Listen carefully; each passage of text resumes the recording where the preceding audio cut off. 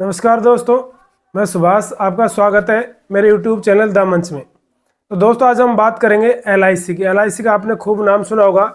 ये एक जीवन बीमा कंपनी है जो लोगों का बीमा करती है और लोगों को सुरक्षित बनाती है। तो इससे पहले हम एलआईसी की भारतीय जीवन बीमा निगम की बात करें, उससे पहले मैं मेरे दोस्तों को कहना चाहूँगा कि जिन्होंने मेरा चैनल सब्सक्राइब नहीं किया है, प्लीज़ मेरे चैनल को आप सब्सक्राइब करें और वीडियो अच्छा लगे तो लाइक करें। तो दोस्तों, बात करते हैं एलआईसी लाइफ इंश्योरेंस कंपनी, जो भारतीय जीवन बीमा निगम के नाम से भी जानी जाती है। बहुत बड़ी कंपनी है।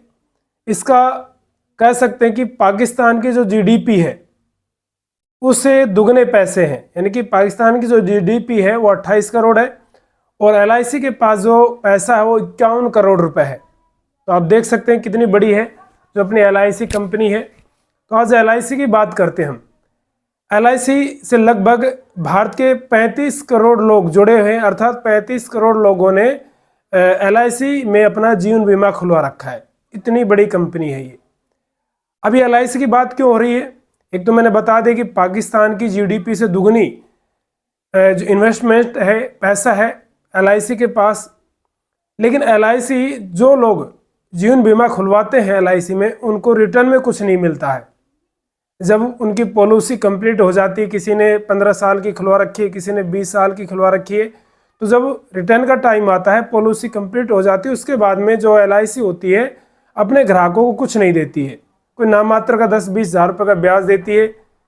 मान लिया हमारी एलआईसी 1.5 लाख रुपए की है, हमने 15 साल तक उसमें पैसा दिया, जोड़ जोड़ करके खून पसीने की कमाई करके, और मुश्किल से वो 2 लाख रुपए फिर दे देगी, 50,000 रुपये और जोड़ के दे देगी। तो ये गलत है। अब जब एलआईसी के पास इतना पैसा है तो उसको रिटर्न करने में क्या दिक्कत आ रही है? और भी तो प्राइवेट कंपनियां हैं, वो भी तो अच्छा पैसा दे रही है, अच्छा ब्याज दे रही है। लेकिन एलआईसी में क्या कहते हैं कि एलआईसी जो है वो मरने के बाद तो अच्छा फायदा देती है। भाई, मरने का क्या फायदा जब आदमी अपने खून पसीने की कमाई उसमें जमा कर रहा है और उसको मरने के बाद में उसका फायदा कौन उठाएगा? वो तो उठा नहीं पाएगा। मान लेते हैं कि एक तरह से सही है कि भी उसके परिवार वाले हैं वो कम से कम सुरक्षित रह जाएंगे, लेकिन फिर भी वो आदमी बेचारा खून पसीने की कमाई करके एक एक पाई उसमें जमा कर रहा है। रिटर्न के तौर पर क्या मिलता है? कुछ भी नहीं, बाबा जी का ठुल्लू। तो ये गलत है। और जब उसके पास पैसा है इतना, तो उसको अपने ग्राहकों को अच्छा पैसा देना चाहिए।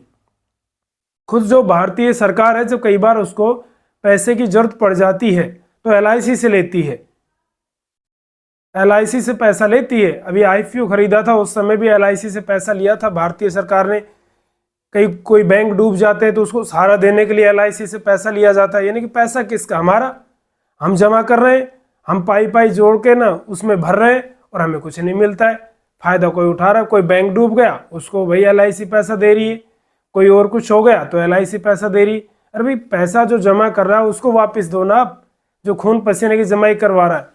नहीं, ऐसा तो नहीं हो रहा। अब दूसरी चीज ये आती है कि इसमें पैसा कौन जमा करवाता है? पैसा इसमें मध्यम वर्गीय या उच्च वर्ग होता है वो जमा करवाता है। बेचारा जो गरीब आदमी होती है उसमें तो कोई मुश्किल से कोई एक आदमी होता है जो जमा करवाता है, क्योंकि उसके पास इतने पैसे नहीं होते उसे जमा करा पाए। तो मरता कौन है? बीमारी, हारी बीमारी किसकी होती है? गरीब की होती है।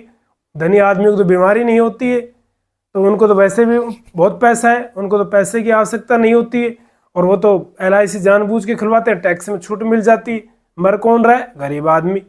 एक तो बेचारा बड़ी मुश्किल से एक एक पैसा जोड़कर किस्त भर रहा है, और उसके बाद में जब उसका टाइम पूरा हो जाता है तो मिलता कुछ नहीं है। 10-20 हज़ार रुपये पकड़ा देते हैं ब्याज के, जो रकम है उसकी तो है ही है, उसके साथ और 10-20 हज़ार रुपये दे देते हैं। तो ये एलआईसी बहुत गलत कर रही है, क्योंकि और भी जो प्राइवेट कंपनियां हैं वो अच्छा मुनाफा दे रही हैं, तो एलआईसी क्यों नहीं दे सकता? जबकि एलआईसी के पास पैसा है, 35 करोड़ ग्राहक जुड़े हुए हैं एलआईसी से। और यदि ऐसा रहा तो एक ऐसा समय आएगा कि एलआईसी लोग खुलवाना ही बंद कर देंगे। और ऐसा हो भी रहा है कि लोग समझदार हो गए, सब यही कहते हैं कि एलआईसी में कुछ नहीं मिलता है। मरने की कोई नहीं सोचता कि मरने के बाद क्या मिलेगा, सब ये सोचते हैं कि जब पूरी हो जाएगी तब क्या मिलेगा। और एलआईसी इस बारे में सोच ही नहीं रहा है। देखते हैं क्या सोचता है क्या नहीं सोचता है। और मैं तो यही कहूँगा एलआईसी से कि जब आदमी का टाइम पूरा हो जाए, उसकी 15 साल या 20 साल का जो उसका टाइम पीरियड आपने दिया है पूरा हो जाए, तो उसको कम से कम 1.5 गुना पैसा उसको वापस दिया जाए उसके साथ जोड़ करके।